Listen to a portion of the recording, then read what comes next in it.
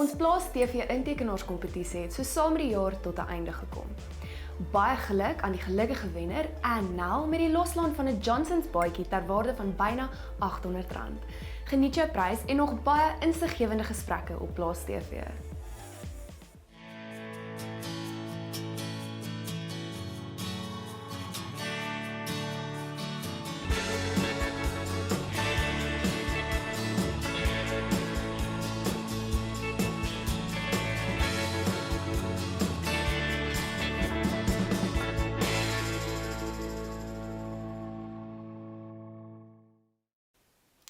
Goeiemôre en welkom by nog 'n episode van Plaas TV. Teelwaardes is 'n uiters waardevolle hulpmiddel in die seleksie en teeling van beeste, maar dit moet doelgerig en op 'n gebalanseerde wyse gebruik word. Dr. Helena Theron van Stamboek gesels vanoggend met ons hieroor en ons fokus spesifiek op koeiwaarde en die berekening daarvan. Ons ontmoet ook Kwanalu se nuwe president, Peter-Johan Hassard. Maar eers oor analise vir die jongste landbounuus.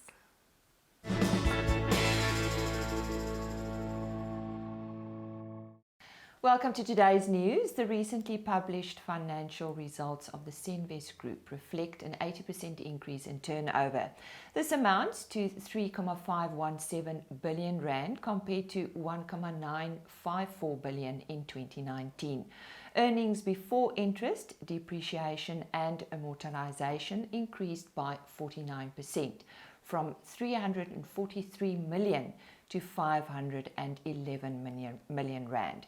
The agricultural equipment business unit's performance improved significantly, with an increase in total turnover of 74% for the year to date.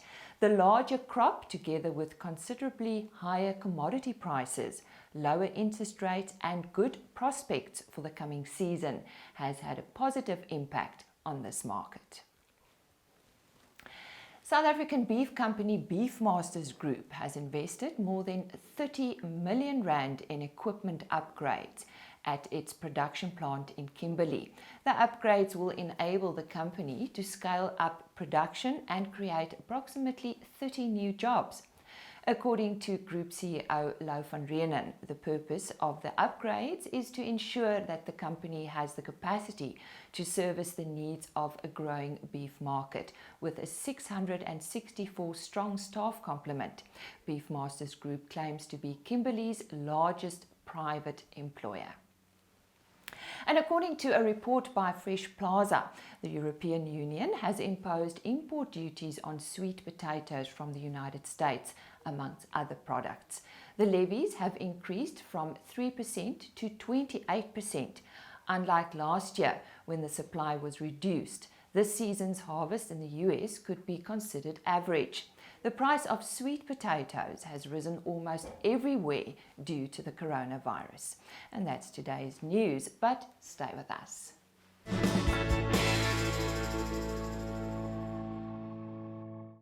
Ons gesels nou oor Koeiwaarde met SA Stamboek en hulle sê dit is die maklikste manier om vleisbeeste mee te selekteer. Ek verwelkom graag vir Dr. Helena Theron. Helena, ja, wat is teelwaardes? Verduidelik vir ons. Die probleem is as jy diere wil selekteer, kan jy nie net na die dier kyk en besluit watter een is beter as 'n ander een nie, want die omgewing speel 'n groot rol. Met ander woorde, ek kan my dier baie goed voer en hy lyk pragtig, maar hy gaan nie noodwendig dit teel nie. En dit is hoekom ons na teelwaardes toe moet gaan. So om 'n teelwaarde te beraam vir 'n dier, vat ons diere wat in prestasieaantekening deelneem en ons meet hulle onder spesifieke kondisies en ons kyk na die prestasie van hulle familielede ook. En dan kan ons sien wat is hierdie dier se genetiese vermoë. En so vir elkeen van hierdie ekonomies belangrike eienskappe waarvoor hierdie dier gemeet word, kry jy dan 'n teelwaarde en jy kan dan basies sien hierdie dier, gaan hy vir jou swaar speenkalvers teel of nie. Dit kan jy al sien uit die teelwaarde uit. En hoe interpreteer mens teelwaardes? Toe ons aanvanklik teelwaardes begin beraam het, was dit baie moeilik om te interpreteer en jy kon nie regtig sien as hierdie dier beter of nie. Soos dit so 'n paar jaar terug het ons dit baie makliker gemaak. Ons het hulle die teelwaardes uitgedruk ten opsigte van die lewendige diere in die ras. Met ander woorde, 'n gemiddelde dier het kry 'n teelwaarde van 100 en jy kan dan die teelwaardes daarvolgens interpreteer. So met ander woorde, 'n dier wat 'n teelwaarde van 110 kry, kan jy dan sien hy's beter as die lewendige diere in die ras. So dit het dit baie makliker gemaak. Ons skaal dit ook so dat teelwaardes tussen 90 en 110 is gemiddelde diere en tussen 80 en 120 is ook nog aanvaarbaar. Onder 80 begin ekstreem laag raak, oor 120 is ook weer ekstreem hoog, maar dit is in party gevalle presies wat jy wil hê. So ons het hom ook so geskaal dat jy hom gedraai het. Jy wil byvoorbeeld nie 'n groot kalf by geboorte hê nie, want dan kan die geboorteprobleme kry. So 'n kleiner kalf by geboorte het 'n 110 teelwaarde en so dis baie maklik om te sien as jy die dier se teelwaardes kyk om te sien hoe gaan hy teel. So dit is maklik interpreteerbaar. En hoe selekteer ons byvoorbeeld 'n vrugbare koei of bul? So ons het dit nou nog makliker gemaak in plaas van al die verskillende klein teelwaardetjies wat ons meet vir vrugbaarheid, het ons hulle saam gekombineer in een waarde en vir vrugbaarheid. So jy kan net na vrugbaarheid kyk en dan kan jy sien hierdie koei is meer vrugbaar as gemiddeld in die ras of hierdie bul sal vir jou dogter steel wat minder vrugbaar is, dalk moet jy hom los. So dis 'n kombinasie van die individuele teelwaardes en jy interpreteer hom net soos wat ek nou nog gesê het. So dit werk eintlik baie maklik. Nou ek het in my inleiding gesê ons gesels eintlik met jou oor koeiwaarde. So wat is koeiwaarde? So ons het nou gaan kyk as jy gaan kyk na wat is jou mees winsgewende koei op jou plaas, dan is natuurlik die dier wat vrugbaar is, so sy moet elke jaar 'n kalf lewer en geneties gerad wees daarvoor, so onder die teelwaardes daarvoor vir vers vrugbaarheid, vir koeivrugbaarheid en ons sit 'n bietjie langs lewendheid ook daarin. So die koei is vrugbaar. Die ander ding is, dit help nie sy's vrugbaar, maar sy speen nie vir jou elke jaar kalf wat jy 'n ordentlike kalf waarvoor jy 'n prys kan kry nie. So dis baie belangrik om die kalf ook in die formule in te hê. En daar kyk ons na die hele koei-kalf kombinasie. Baie teelers selekteer ook hulle diere op die koei-kalf verhouding, met ander woorde vir hierdie koei se gewig, hoe swaar is die kalf wat sy speen. So ons het 'n onderhoudsteelwaarde wat basies kom van die koei se grootte af, van die koei gewig af. Dit is ook nou weer 'n individuele keuse van elke teeler. As hy baie voer het, dan kan hy byvoorbeeld gaan vir 'n groter rom koei, of as hy baie ekstensief is, dan soek hy eerder 'n kleiner tipe koei. So dit kan jy dan sien aan die onderhoudswaarde, en dan ook die kalf, die speenkalf. So 'n speenkalf se gewig word bepaal deur sy eie genetiese vermoë vir groei en ook sy ma se melk of sy ma wat hom versorg, so dis die kos, die omgewing van die kalf. So daai hele koei-kalf kombinasie is dan die kalf se speengewig, kalfgroeigewig, melk en die ma se onderhoud. En as jy dan vir swaarder speenkalvers teel, dan gaan jy noodwendig die geboortegewigte ook laat toeneem. So ons het 'n kalfgemakgewaarde ook daarin, met ander woorde dat jy 'n swaarder speenkalf het, maar 'n kleiner kalfie by geboorte selekteer. So ons sit al hierdie 5 komponente saam in die koeiwaardes: kalfgemak, kalfgroei, melk, onderhoud en vrugbaarheid. En jy dan een waarde waarop jy jou dier kan selekteer, maar ons stel wel voor dat jy tog kyk na die 5 subwaardes en of hulle almal in lyn is met dit wat jy graag wil doen. Helena, so waar is hierdie seleksiewaardes beskikbaar? Meeste van ons rasse doen ons 'n genetiese analise elke maand. So elke teeler sal elke maand al hierdie waardes kry vir sy diere en dan het ons dan is dit ook beskikbaar op Stamboek se veilingskatalogusse. En ons het ook 'n search engine, kan jy maar sê, sy beefbools.com, en jy kan aan enigiemand kan enige dier se koeiwaardes en seleksiewaardes daar opsoek. Ja, dit is dan meer oor koeiwaardes. Baie dankie dat jy by ons kom kuier het vanoggend. Dr. Helena Theron van SA Stamboek wat vandag met ons gesels het oor koeiwaardes.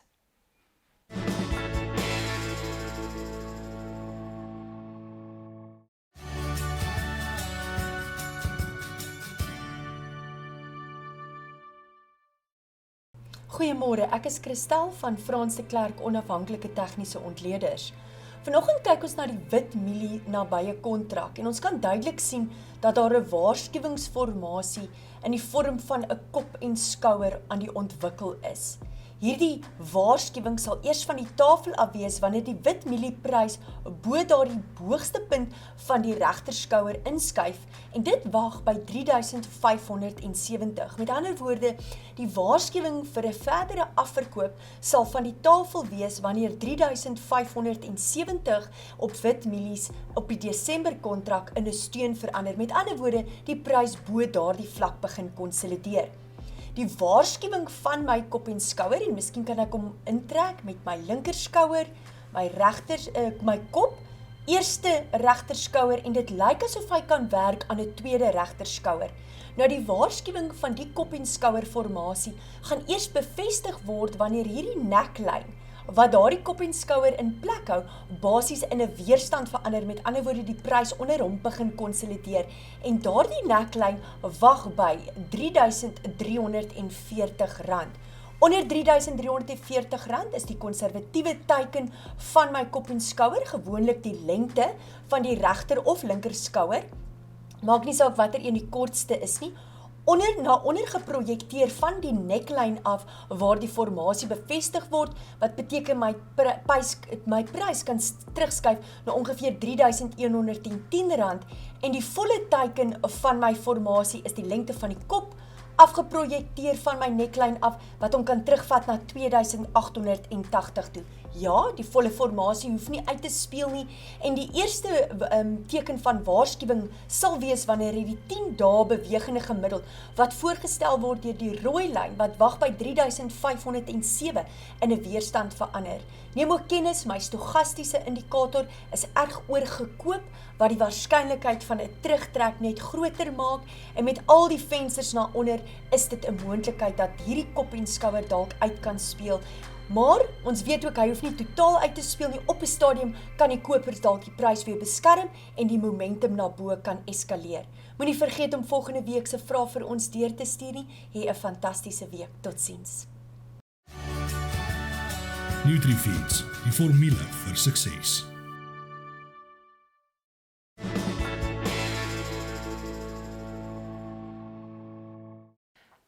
Kwanalu, the KwaZulu-Natal Agricultural Union, has appointed Lihliwi game and cattle farmer P.J. Hassard as president of the union following the stepping down of Phineas Gumede, following his appointment as the vice president of the South African Confederation of Agricultural Unions.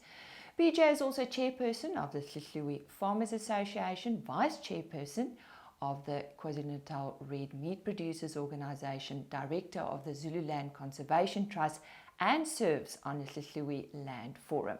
He joins us now from his home in KZN. PJ, how long have you been living in the Lihliwi area? Well, last year it was 100 years that our family's been here, and I've been back on the farm since 92. Fourth generation on the farm. And what do you farm with?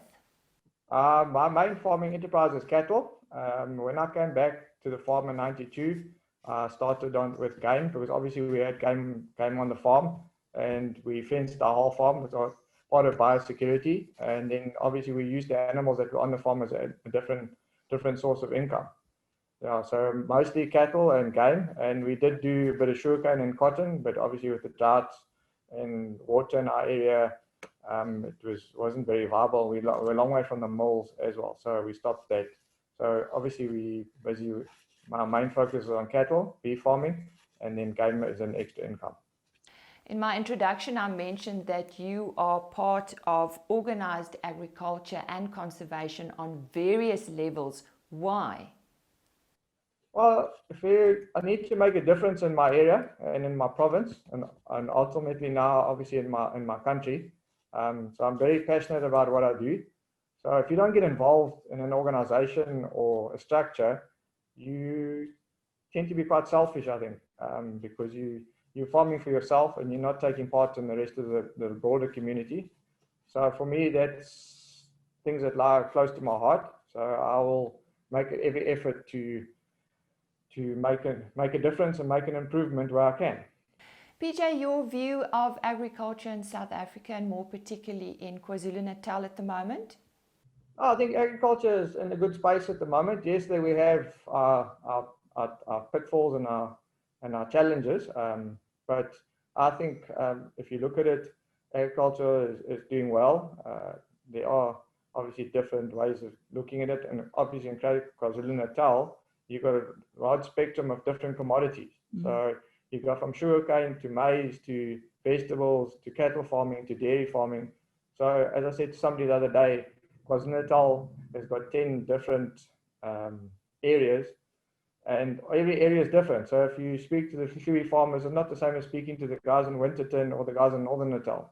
They all farm different commodities, but at the collective, you are a farmer, you're born as a farmer. I said to somebody yesterday in an interview, you can't wake up in the morning and decide that you're a farmer. I very much doubt that you'll be able to do something like that. You're obviously born with that in your blood, and whatever you grew up with, you'll carry on with that commodity or way of farming. So KwaZulu-Natal, I think, is different because we've got so many different commodities in the same province. But it's nice. It's when you sit in a meeting, there's different ideas from different people. So it's interesting sitting around the table with different people and getting their ideas how they're farming. At the end of the day, it's what you make of it. There are obviously obstacles in your way and challenges. It's how you face that challenge and take it on. If you're going to sit back and say, "Ish, no, I can't," then you're not going to make it. But if you take it on and say, "I'm going to see how I'm going to get over this challenge," you will make it in the end of the day. How long have you been part of Kwanalu as such? I started on the advisory council. Coming from the Fishery Farmers Association, I was nominated to represent our area, the Mkhanegute municipal area. I spent, I think, 3 or 4 years on the advisory council. Then I was afforded the opportunity to go into the board. So I've been on the board now for 4 years. And obviously this year I'll now be nominated as the president, which is a great honor. Yeah, it was something that I'd thought of, but never thought I'd get there that quickly. Obviously with Phineas's commitments, where he is, and a role model that Phineas is, you can take a lot out of his book. And I don't know where he finds the time to do all the work he does. And yeah, so I wish him well in his endeavors. I think he's got a big job ahead of him, but he is the right man for the job. In closing, PJ, and thank you very much for talking to us, what is your vision for agriculture in KwaZulu-Natal? What I said in my statement when I was made president, I'd like to see all the farmers thinking in the same lines. We're too diverse in our thinking.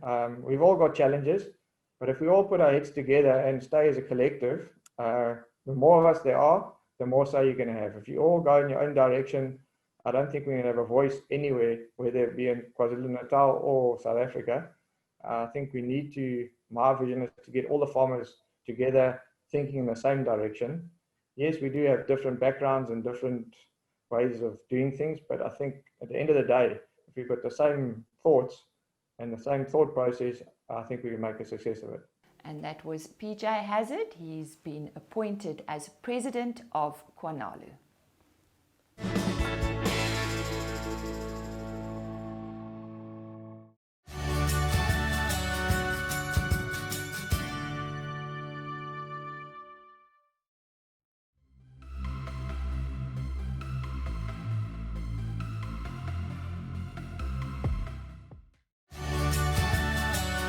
Standard Bank. Voluit vorentoe.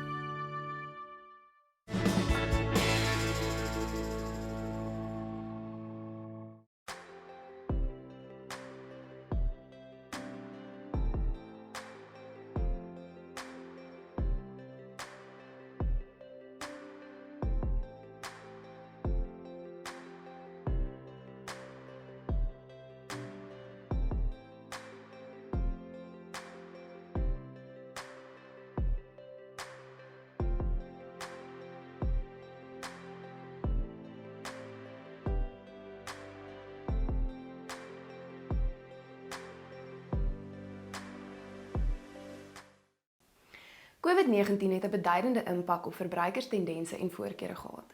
Moenie Vrydag se episode van Plaas TV misloop nie wanneer ons met Sarina de Beer van Ask Africa hieroor gesels.